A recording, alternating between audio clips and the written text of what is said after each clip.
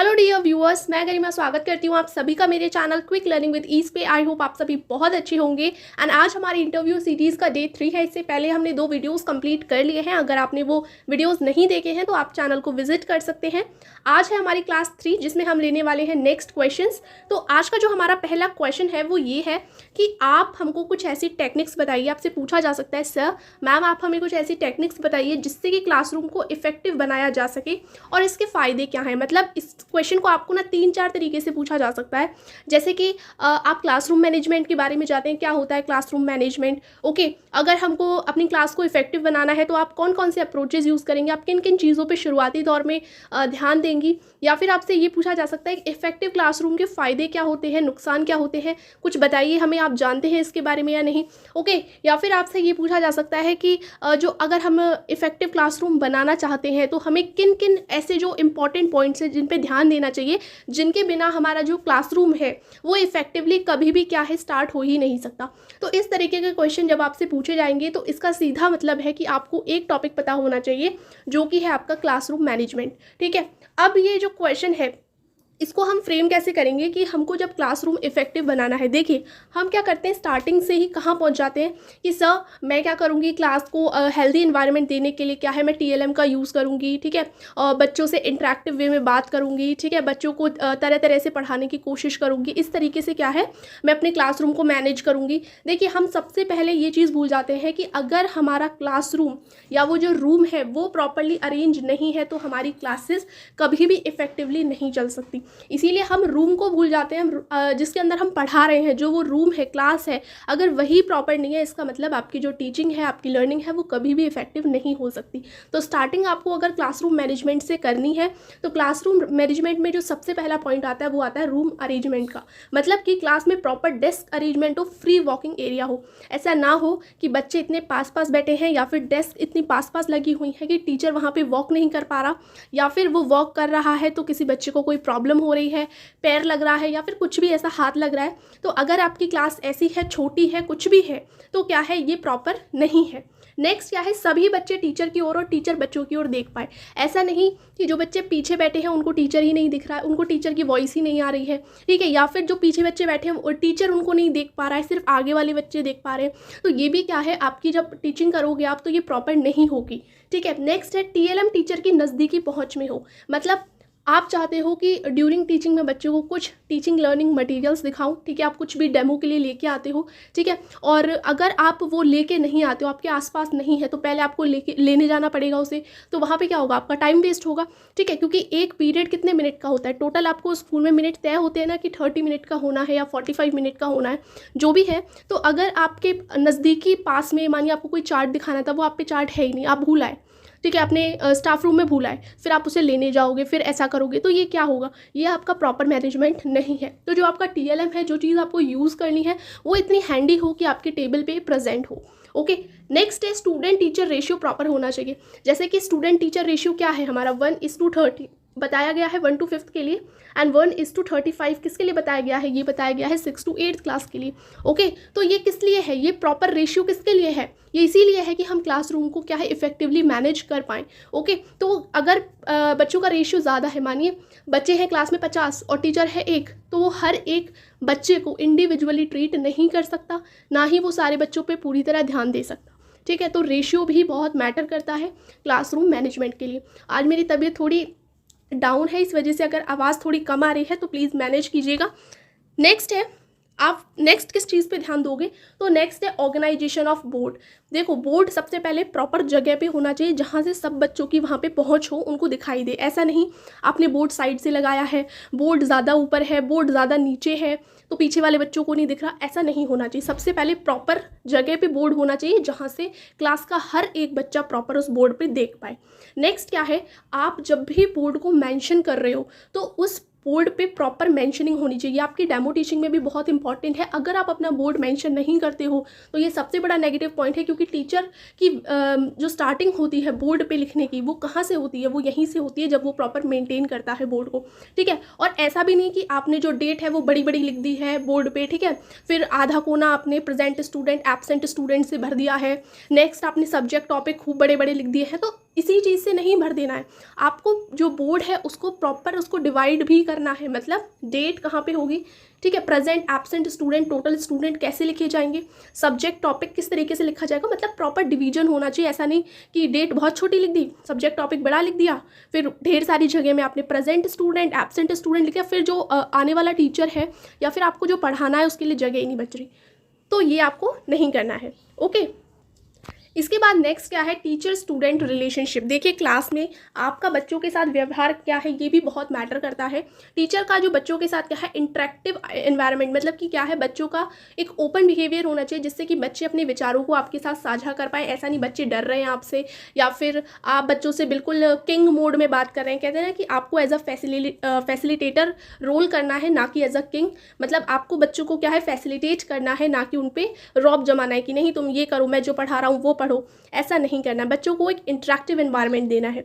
Okay, इसके बाद next है जो क्लास है वो आपकी चिल्ड्रन सेंटर्ड हो, ना कि टीचर सेंटर्ड। ठीक है, ऐसा नहीं कि मैं जो पढ़ाऊंगा वही तुमको पढ़ना है, जो मैं बताऊंगा सिर्फ उतना सुनना है, जो मैं लिखाऊंगा सिर्फ उतना लिखना, बीच के क्वेश्चंस नहीं करने हैं।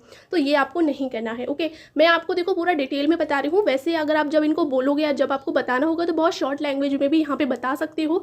जब वो आपसे कहेंगे नहीं आप मुझे एक्सप्लेन ही करके बताओ कि जो इफेक्टिव टाइम मैनेजमेंट है वो है क्या, उसमें करोगे क्या, तब आपको ये सारी चीज़ें बतानी है। ओके, नेक्स्ट क्या है, अब इसके बेनिफिट्स क्या हैं। देखो हमने देखा कि जो हमारी क्लासरूम कैसे इफेक्टिव बनेगी, तो हमको क्या है, सबसे पहले प्रॉपर, यहाँ पे एक और चीज़, आपको प्रॉपर टाइम मैनेजमेंट भी करना है इफेक्टिव क्लासरूम के लिए। मैं आई थिंक लिखना भूल गई हूँ, जिससे कि क्या है, आपको इधर उधर भागना ना पड़े। आप पहले से ही प्री प्लानिंग करके आएँ कि आपको क्या पढ़ाना है, कैसे पढ़ाना है, आपको आज राइटिंग वर्क ही कराना है या फिर सिर्फ और सिर्फ बच्चों को क्या है आज बुक से रीड कराना है या समझाना है। ऐसा नहीं कि आए आप थोड़ा राइट करा लिया, थोड़ा रीड करा लिया, फिर TLM भी दिखा रहे हो, आप सब कुछ करा रहे हो एक साथ, ऐसा नहीं करना। तो आपको अपने टॉपिक के अंदर क्या क्या चीज़ें करनी है ये आप प्री प्लान करके आओ। वहाँ पे तुरंत आपको प्लानिंग नहीं करनी है, क्योंकि टाइम लिमिट जो होती है वो पीरियड की कम होती है। अगर आप इफेक्टिवली उसे यूज़ नहीं करोगे तो ना तो टाइम से सिलेबस पूरा होगा, ना ही बच्चों को अच्छे से समझ आएगा।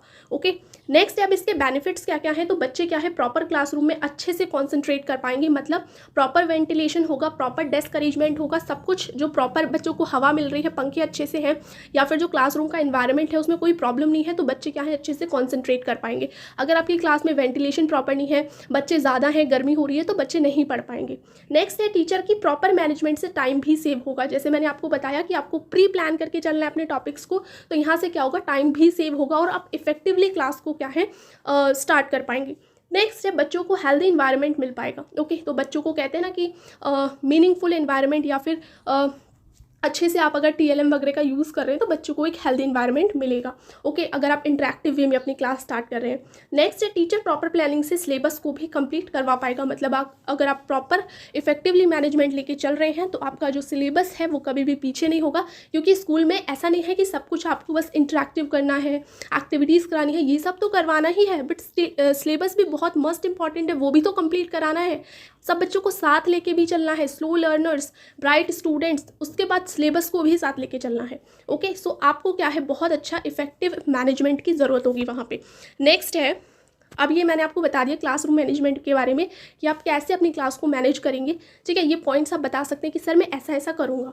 ठीक है, नेक्स्ट है आप अपनी कक्षा को इनोवेटिव क्लासरूम कैसे बनाएंगी। ठीक है, और कौन से अप्रोचेज़ यूज़ करेगी।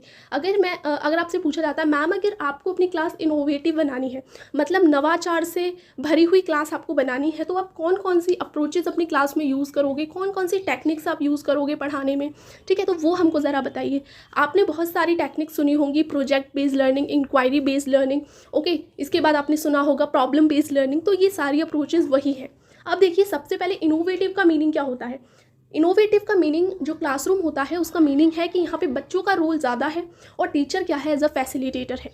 ठीक है, नेक्स्ट क्या है for checking the prior knowledge या प्री नॉलेज। ठीक है, तो जब मेरे को बच्चों की प्रायर नॉलेज चेक करनी है उसके लिए मैं क्या यूज़ करूँगी अपनी क्लास में, इनोवेशन के आइडियाज़ बता रही हूँ ये मैं आपको, कि मैं फ्लैश कार्ड यूज़ करूँगी। देखो जैसे आप क्वेश्चनिंग करते हो प्री नॉलेज चेक करने के लिए, आप वहाँ पे फ्लैश कार्ड यूज़ करोगे। मतलब बच्चों को ऐसे पिक्चर्स दिखाओगे, आपको मानो दिखाना है बच्चों को आज एनिमल्स के बारे में बताना है, तो आपने डिफरेंट एनिमल्स बच्चे जानते हैं या नहीं, उनके नाम आपने उनके फ्लैश कार्ड्स दिखाए।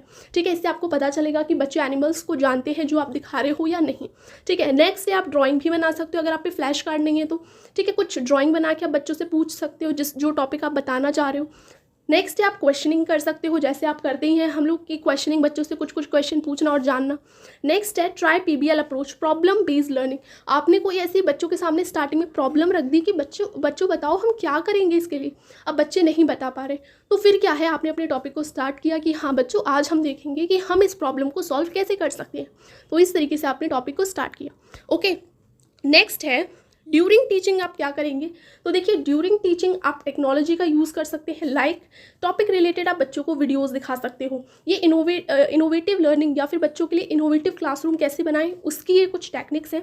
जैसे कि आपको वाटर साइकिल या फोटोसिंथेसिस या पार्ट्स ऑफ प्लांट बच्चों को पढ़ाना है तो इससे रिलेटेड आप बच्चों को वीडियोज़ दिखा सकते हो। वाटर साइकिल की वीडियो दिखा सकते हो कि कैसे क्या होता है कि बादल बनते हैं, फिर बारिश आती है, फिर भाप बन के पानी उड़ता है। ये सारी की सारी आप प्रोसेस वीडियो के थ्रू अगर दिखाएंगे तो बच्चों को अच्छे से समझ आएगा। फोटोसिंथेसिस की प्रोसेस आप समझा सकते हैं।